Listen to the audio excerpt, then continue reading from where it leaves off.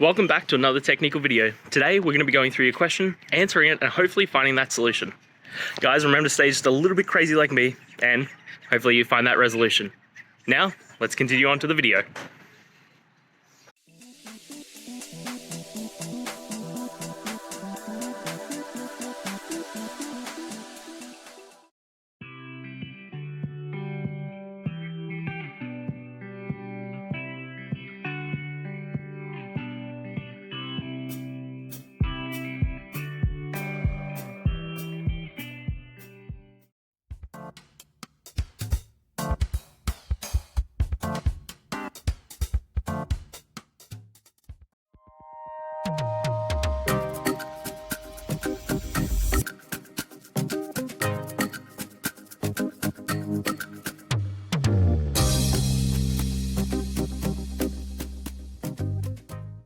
And that's it, guys. I hope the video helped find that resolution you were looking for.